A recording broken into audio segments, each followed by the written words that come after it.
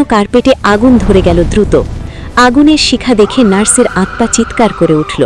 মিনা জ্বলন্ত আগুনের ভেতর দিয়ে দৌড়ে বের হওয়ার চেষ্টা করল। করিডরে কালো ছায়াগুলো তাকে ধরার চেষ্টা করছিল। সিউলের হংদায়ে এলাকাটি তরুণ প্রজন্মের জন্য স্বপ্নের মতো। নিয়ন আলোর ঝালকানি, রাস্তার মোড়ে মোড়ে কে পপ গানের সুর আর কফির ঘ্রাণ। কিন্তু এই চাকচিক্যের আড়ালে গলিখুঁজির ভেতরে এমন কিছু পুরনো দালান আছে যা ইতিহাস ভুলে যেতে চায়। মিনা একজন ফ্রিল্যান্স লেখক।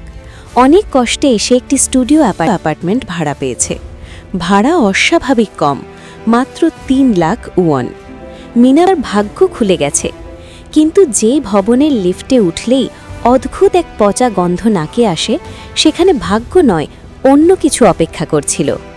বাড়ির মালিক বৃদ্ধ মিস্টার পার্ক মিনাকে চাবি দেওয়ার সময় শুধু একটি কথা বলেছিলেন, রাত 12টার পর করিডরে কোনো শব্দ শুনলে দরজা খুলবে না, আর কখনো দেয়ালে কান পাতবে না।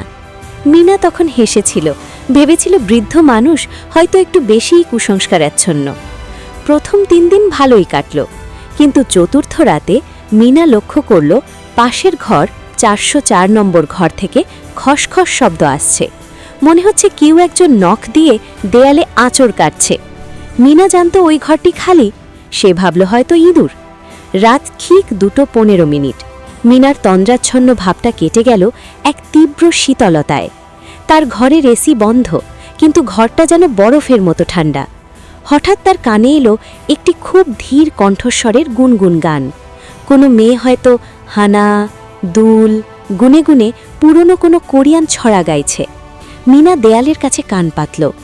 সাথে সাথে ওপাশ থেকে গান থেমে গেল। 1 সেকেন্ডের নীরবতা। তারপর হঠাৎ প্রচণ্ড জোরে কেউ দেয়ালে একটা ঘুষি মারল। মিনা ছিটকে বিছানায় পড়ে গেল। তার মনে হলো দেয়ালটা যেন কাঁপছে। পরদিন সকালে মিনা মিস্টার পার্কের কাছে গেল। তিনি গম্ভীর মুখে বললেন, ওটা মনের ভুল। কিন্তু মিনা দমার পাত্রী নয়।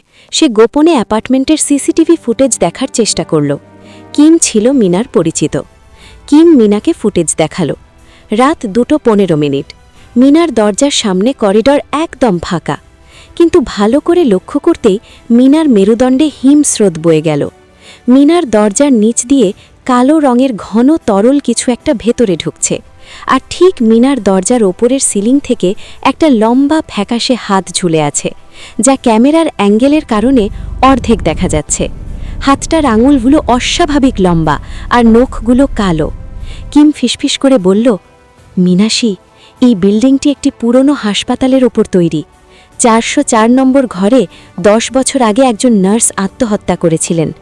লোকে বলে তার আত্মা আজও সেই ইঞ্জেকশন বা সিরিঞ্জ খুঁজে বেড়ায় যা দিয়ে সে নিজের জীবন শেষ করেছিল।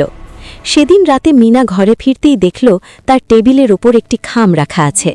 খামটি কেউ পোস্ট করেনি, সরাসরি ঘরের ভেতর ফেলে গেছে।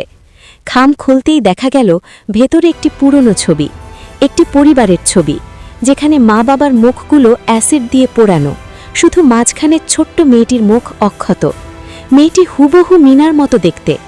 ছবির পেছনে লাল কালিতে লেখা, তুমি ফিরে এসেছ, আমার লাল ফিতেটা কোথায়? মিনার মনে পড়ল ছোটবেলায় সে একবার খুব অসুস্থ হয়ে সিওলের এক হাসপাতালে ভর্তি ছিল, কিন্তু তার মা বাবা কোনোদিন সেই হাসপাতালের নাম বলেননি। মিনা আলমারি হাতড়ে তার পুরনো জিনিসের বাক্সটা বের করল। সেখানে একদম নিচে পড়েছিল একটি পুরনো রক্তমাখা লাল সিল্কের ফিতে। ওটা হাতে নিতেই মিনার মস্তিষ্ক ছিঁড়ে যাওয়ার মতো যন্ত্রণা শুরু হলো। তার মনে পড়তে লাগলো ঝাপসা কিছু স্মৃতি, সাদা করিডোর, কান্নার শব্দ এবং একজন নার্সের ঠান্ডা হাত।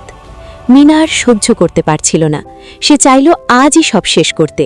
সে একটি হাতুড়ি নিয়ে 404 নম্বর ঘরের তালা ভেঙে ভেতরে ঢুকল। ঘরটা ধুলোয় ধূসর, আসবাবপত্র সাদা কাপড়ে ঢাকা।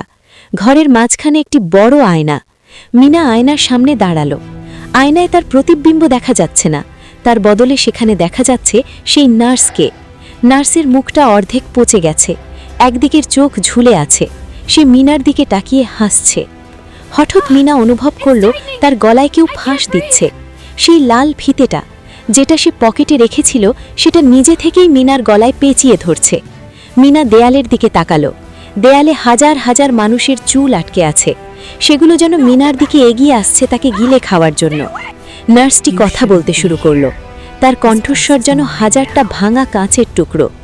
তোমার মা বাবা তোমাকে বাঁচানোর জন্য আমার মেয়ের হৃৎপিণ্ড চুরি করেছিল এই হাসপাতালে। আমি মরেছি ঠিকই, কিন্তু আমার মেয়ের রক্ত তোমার শরীরে বইছে। আমি শুধু আমার অংশটুকু ফেরত নিতে এসেছি। মিনা বুঝতে পারল সে কোনো সাধারণ ভাড়াটিয়ে নয়, তাকে এখানে টেনে আনা হয়েছে। এই বিল্ডিংটি একটি ফাঁদ। মিস্টার পার্ক আসলে সেই মৃত নার্সের ভাই, যে বছরের পর বছর ধরে মিনার খোঁজ করছিল।